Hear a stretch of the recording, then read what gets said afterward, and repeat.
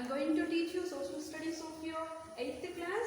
Okay, so your 10th lesson, the page number 109. Students only have to open the textbook 109 page. Okay, see, landlords and tenants under the British and the Nizam. We can call Nizam or Nizam also. Okay, see, landlords, lord meaning we use another term as God, right? But here landlords means nothing but who is having a own land. Okay, not only 1 acre, 2 acres, will not call like that, but who are having a huge many acres of a land, we are calling as landlords. Tenants means nothing but that the farmers, okay, or else peasants also we can call, okay, farmers who will take the rent of the landlord's land for cultivating the crops for agreement of some years. Okay, so those peasants or farmers we are calling as tenants. Okay, so how these landlords and tenants at the time of British times and at the time of Nizam times. Okay, see, when the British were ruled, no, actually in our mostly in our Telangana area is under the control of Nizams. Okay, so these Britishers also ruled our place and under the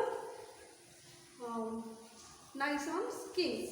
Okay, see, at that time, see, in your lesson they have given some of the picturized.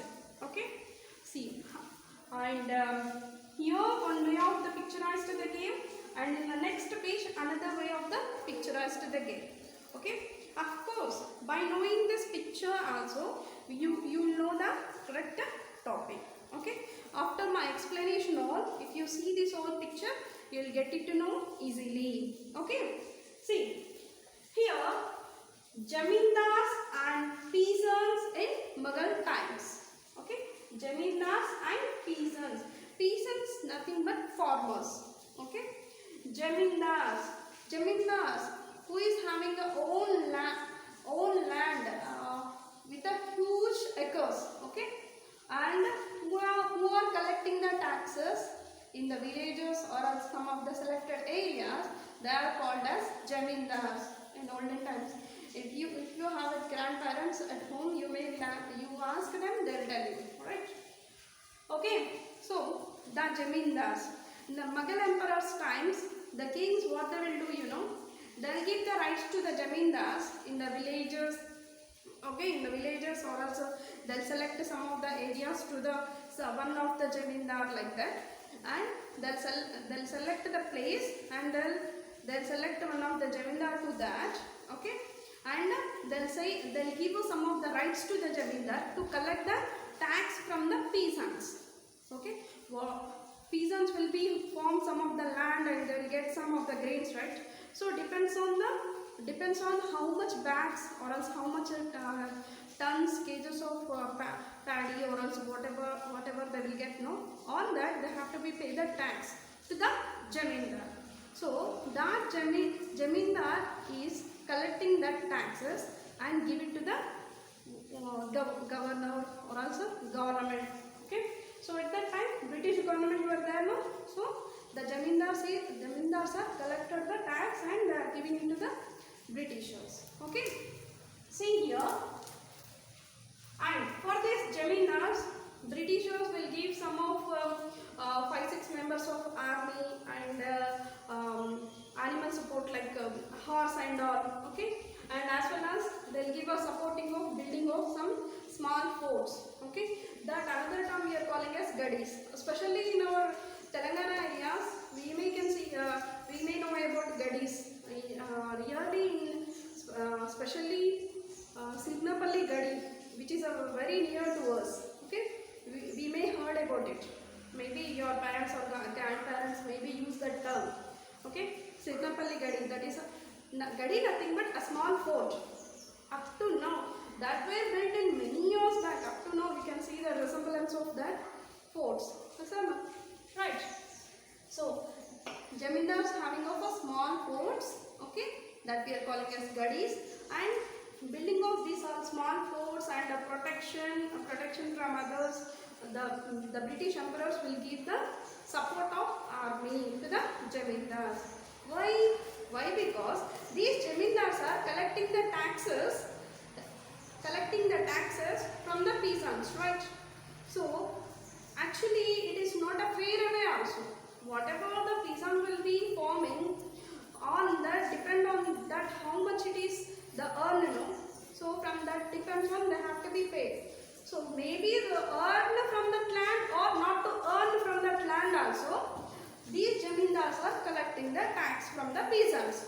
So by this unfair way, maybe the peasants will be attacked on Jamindars. So for that's why British rulers and Nizam kings were supporting to the Jamindars in the form of offering the forts and offering the army and all. Right? See. Here, Jamindars having some of the huge acres of lands I told you. Okay? So, Jamindar by using of some of workers, he will be cultivating his own land. When he cultivates, if any person will be cultivate his own land by using of workers, we are calling as self-cultivated lands. Or these another term is Kudukat lands. Okay? But sometimes he may will give to the tenant. So, he will give these lands to some of the other farmers as it is a form of rent. See, in our term we are calling as Kauludaru, right? They will give an agreement of 1-2 years of some of the land, and it depends 50-50 expenses and 50-50 share like that, or else he will be give some of the rent for the land, like, right? Maybe your parents or else at home they will discuss about the Kauludaru like that. This term you may heard. That Kauludaru word is nothing but this tenant farming. Okay? Don't be confused. Okay? Here, as I told you, when the tenants is cultivating the land of landlords, we are calling as tenant cultivators. Okay? See, here two types of peasants where we can look. Okay? Two kinds of peasants. Peasants means nothing but farmers. Okay? So, two kinds of peasants are whom, you know, who is having, of course, 1 acre, 2 acres, or else 10 acres. Okay? Who is having some of the land and who is cultivating himself, that one kind of peasants, and other kind of peasants are tenants. They do not have the land, but they will cultivate the Jamindars or else others' lands. Okay? There are two types of peasants. Okay? Here you can see in the picture, as I told you in the pictures, right? See, king collects a tax from Jamindar, picture 1. Okay? King collects a tax from Jamindars. Jamindar collect tax from people and gives to king. Okay? Jamindar owns land and had laborers. Okay? Jamindar have own land and he is keeping a laborers and he is forming that we are calling Kudukat land or self-cultivated lands, as I told you. Okay, and another kind of peasants I told you, peasants who have his own land and he had to be pay the tax to the Jamindar. Okay, Jamindar has to give to the king again. For that he will get some of the amount as collection charges like that. Okay, see. As well as when it is only in villages or also in that areas, if we see, not only these peasants, for this farming of agriculture works, many other support also to be needed. Yes or no? So now for the farming, what support we need? Tractor support we need. Now I am telling, tractor support we need, and as well as harvesting machine we need.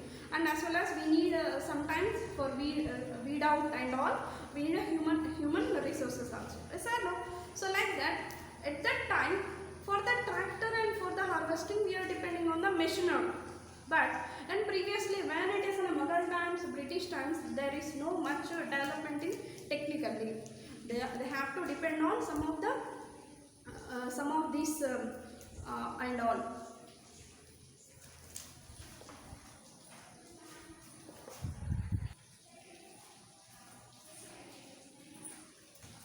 Zamindars are not collecting taxes not only from the peasants, whoever the helping to the peasants for the farming of the lands. Okay, whoever will be help for basket maker, they will be make the baskets and for using of crops when it is grown, right? And washer folks, barbers, butchers, shepherds, cattle herders.